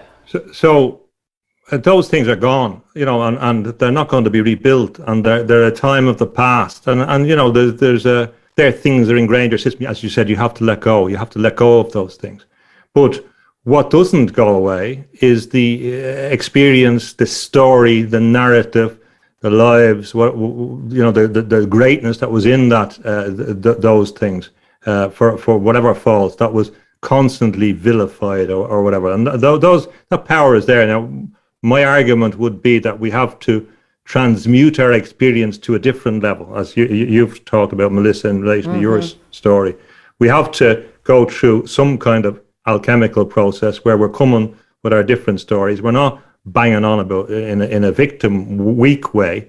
We're saying, no, there was power there, and that power is still in me, or is still in everybody, and it's from their own experience, whether it be Native American or experience of women or experience of people with whatever difficulties.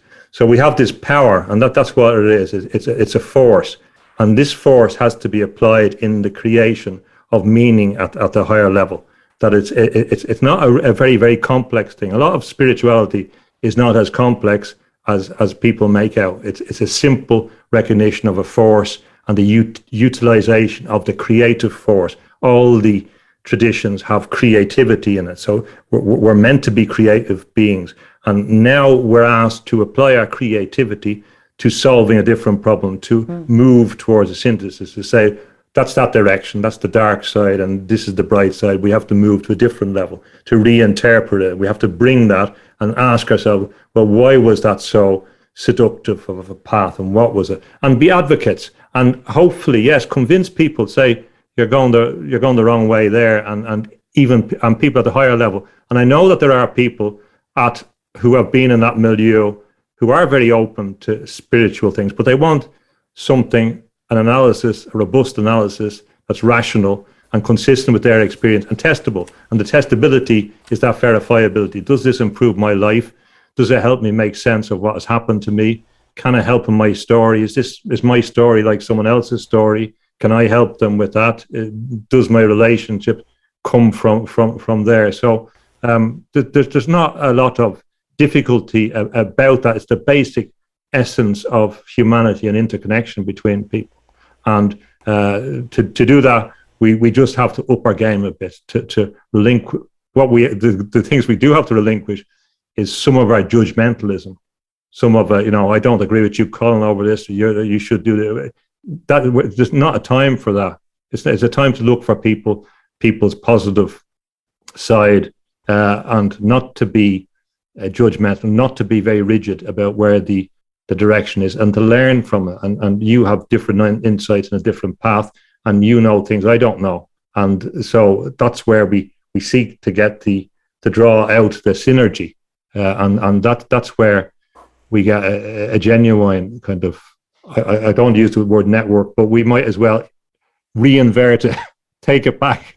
I like it. I go ahead and keep calling it a network. I want to reiterate what I think are some of your main points here before we go. And you wanted to say something. Well, I just wanted to say about your own personal history and the story of the Irish, and that, of course, a lot of cultures have always said that our ancestors are always there. They don't die. No. They are in us. They live through us.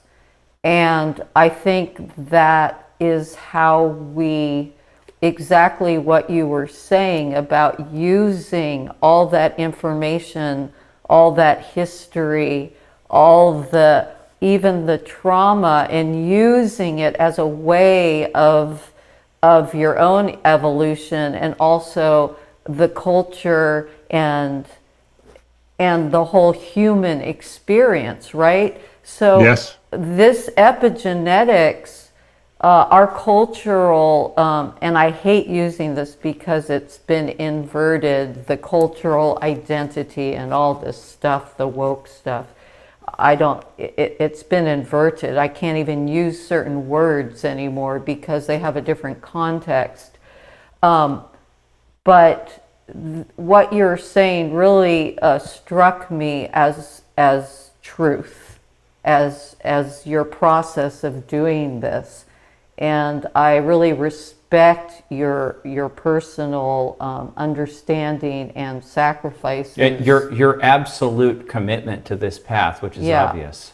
Thanks, I appreciate it. And it's even a strange thing, even on that, it happens unbidden. I won't overstate it, but it was one of those flash visions when I swim in the lake every day as much as I was walking up with bicycles up the hill, a steep bit up to the lake, and the sun is shining through the leaves, and Sweden is beautiful this time of the year.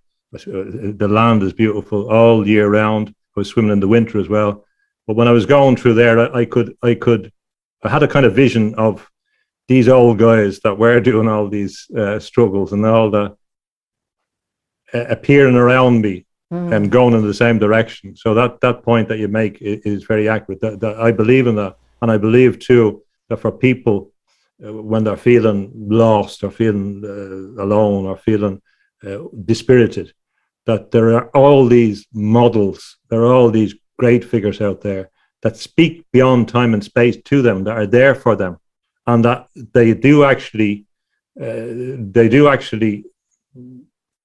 inform a person's life. They do actually come alive. And I used to paint certain figures. I did a lot of looking at Rembrandt's self-portraits and studying them, and I got a lot of insights by doing them. And at a certain stage, you begin to get a kind of loop where you begin to confuse yourself with the figure. They begin to come alive, and that is a thing. So we have to set our eyes on exemplars. All these people that were struggling, it wasn't easy for them, whatever context, whether the struggle for civil rights in the United States or the whatever struggle. Gandhi, another example. Daniel O'Connell in Ireland and the Catholic emancipation. It was a very interesting story. Non-violent, we can't get into violent struggle because that's their game. That's the thing that they perfected at. That's the thing they're expecting. But we do have great powers, and all those inspirations are there. All those ancestors are there for us. And all those people, I often think about the First World War and all the people that went out there, again, as usually on lies, for no reason, to feed the machine, to feed machinery, to give a blood sacrifice for that apparatus. And how many men were out in the trenches, the rats, etc., and seeing a comrade and saying, well, how stupid we have been, and how could we have done this, and how would people in the future ever do this again? It's such nonsense. And I think their ghosts as well are at the kind of window pane of history to try and we don't have a duty to them, but we can, as you said, Melissa, we can draw on those experiences to realize what happens when it goes wrong, and plenty of things can go wrong, but the human spirit is the thing that will triumph. James, while we've been talking over the last 10, 15 minutes, I wrote down a couple bullet points, four or five, around the idea of this elevated decentralized network. And I'll just tell you what's on my list. One is that they continue to the greatest of their ability, develop a robust and holistic analysis of the problems. Second is that everyone define for themselves their own psycho-spiritual, political, behavioral ethics, and that I myself have written out my own ethical sort of manifesto and put it out there, and I encourage everybody to write down, what are your values, and then that you be willing to sacrifice for those values, and that means sacrifice some of the you thought were benefits that you were getting from the Matrix, and But also one of the other sacrifices that you mentioned, there's countless sacrifices you have to make when you adhere to your ethics, but is that the judgmentalism, and be willing to go to the table with pretty much anybody that's not a psychopath. And then the two last things that are on here is find your models, your examples, your ancestors, the avatars throughout history that represent these values. And then, just like you were doing with Rembrandt, you study Rembrandt so closely, you start to channel Rembrandt. And the channel is the word that came to me when you were saying that. And then finally, the last thing I wrote down here is that all of our behavior will be essentially nonviolent. Yeah, it has to be, and one is lost, and that's what the experience of hundreds of years in the Irish context, putting aside right to self-defense and all that kind of stuff. Yeah, right. We have that, of course. Yeah, but that's necessary. When you get into the offensive mode, one is lost.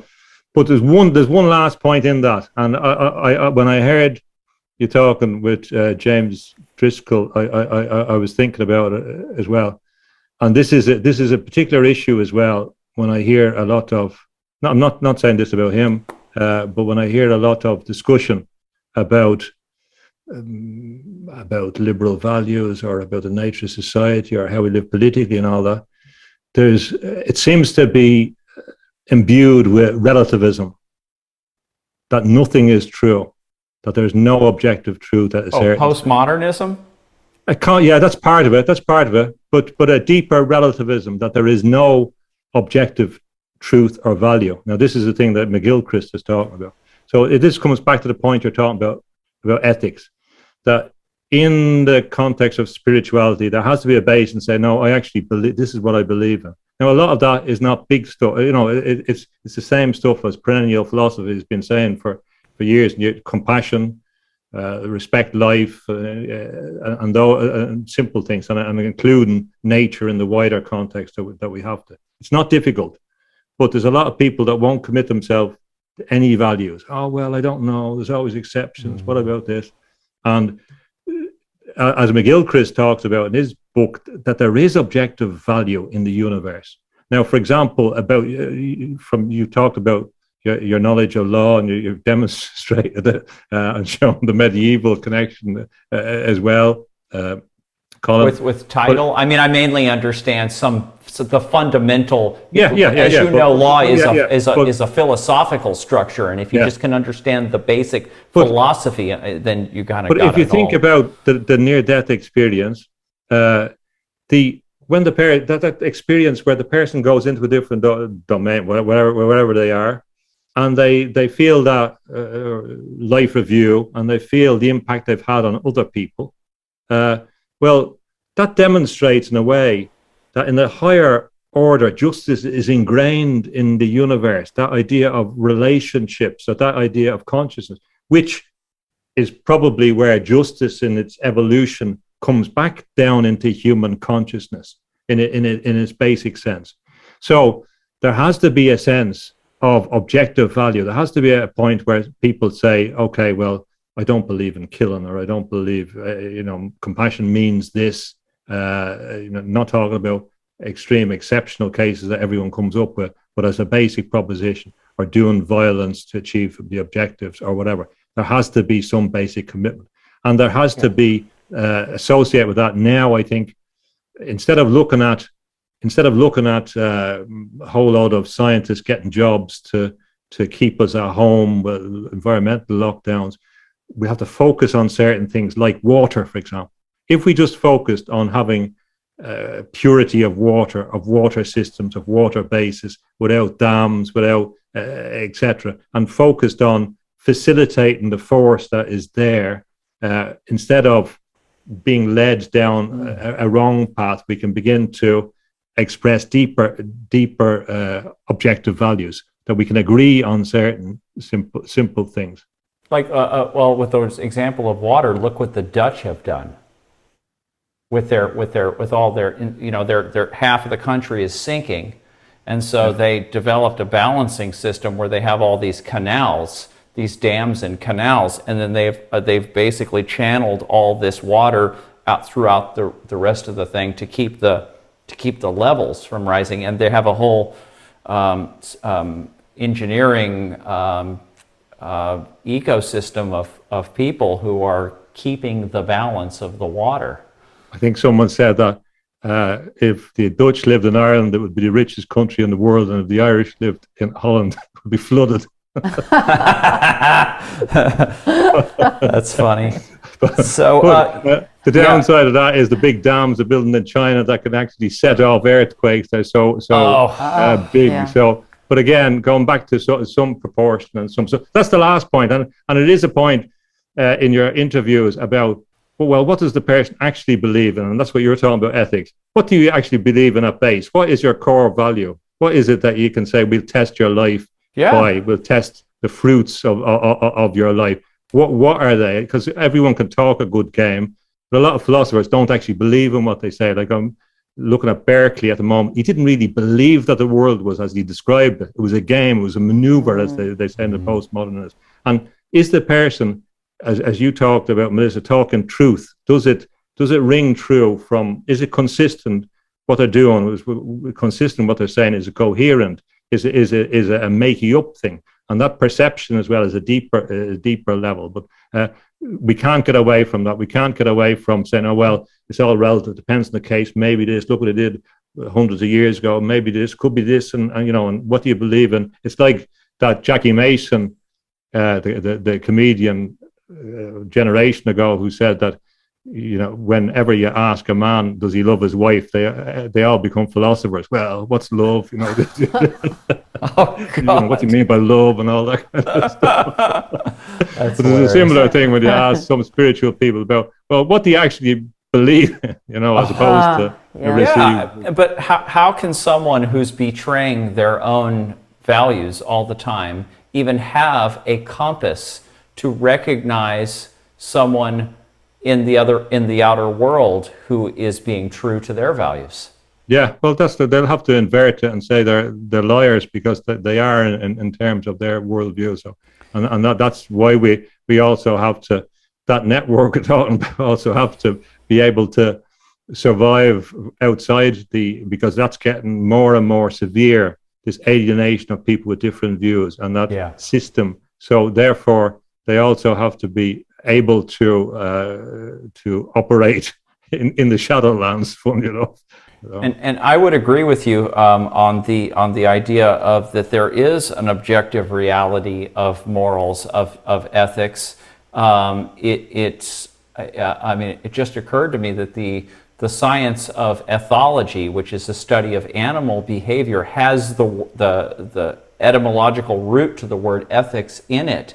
And if you just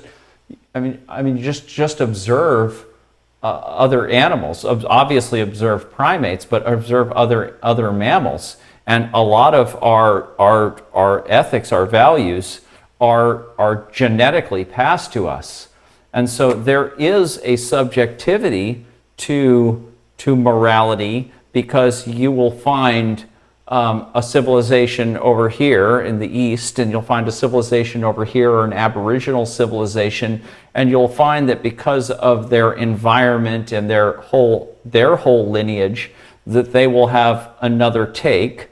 You also have, going back to the spiral dynamic system, you have these different levels of psychosocial development, and different civilizations will be at different levels of psychosocial development, and that will mean that there's just slightly different moral structure.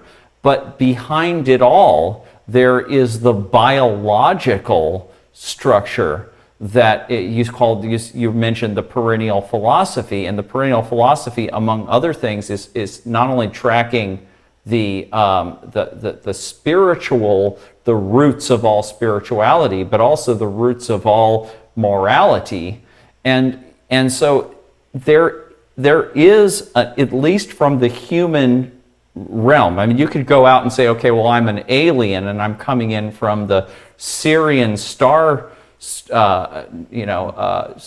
solar system, and I'm looking at your values and I'm not agreeing with you because they're in a completely different, I mean, they're humans. Being human, there is a subjective aspect to all human perception, but within the human mind, within the human psychosocial operating system, there are base values that everyone, I mean, even cannibals don't just randomly grab people out of the woods and just cannibal and just eat them right there. That's outside of their structure.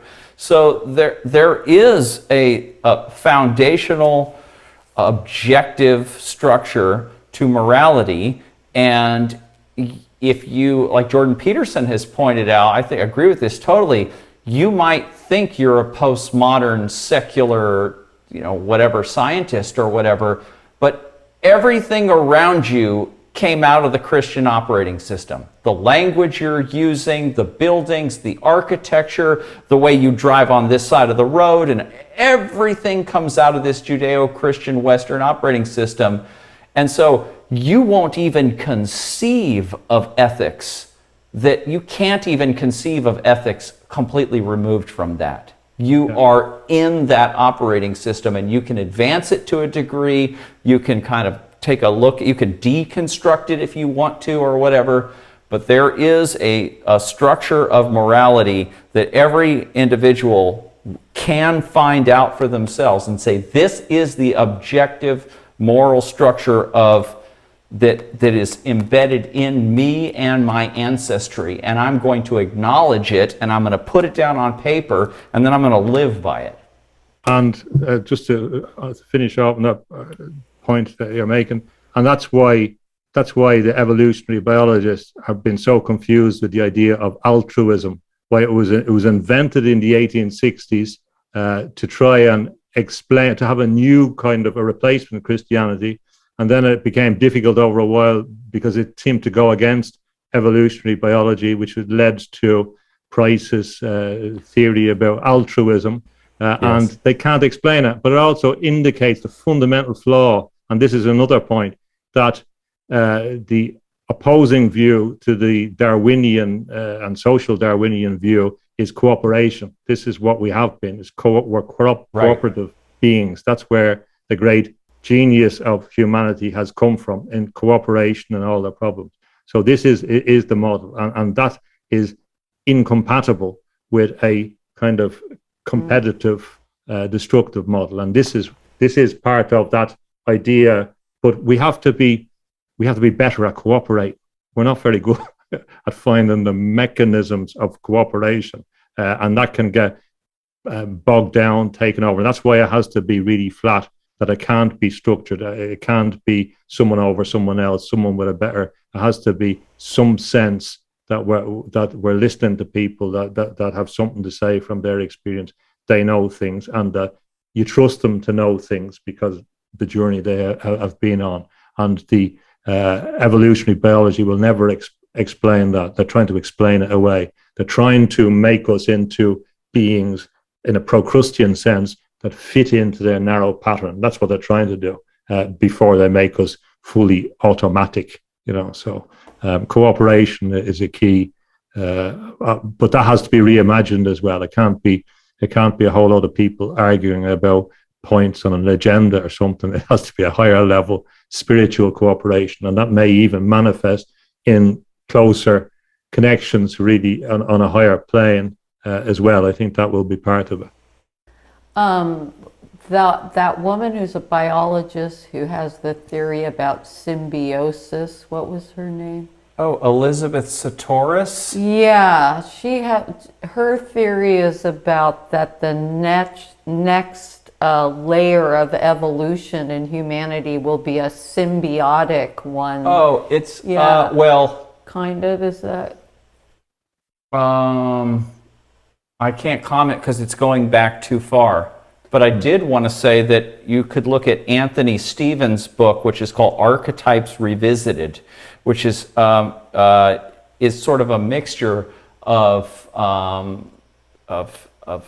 ethology and Jungian analysis, and I think he put this out in the late 80s or around 1990 or something like that, and he was seeing the rise of postmodernism and the fourth wave feminism and all this stuff in academia, and he was just pointing right at it and just saying, no, these structures, all the stuff that Jane Goodall thought about altruism in primates, this has been disproven, and the whole idea that you can that the father is not necessary in the family structure, and all this kind of stuff that's really kind of flowered out now, which was really gestating up until recently. He's pointing to all of this, and he's just saying, no, you're not looking at the real evidence. You're not looking at our genetics. You're not looking at our biological lineage. That's right. And true scientists love evidence, as they will look at the thing, and they won't, if they're honest, they won't go away from that. They can't do it.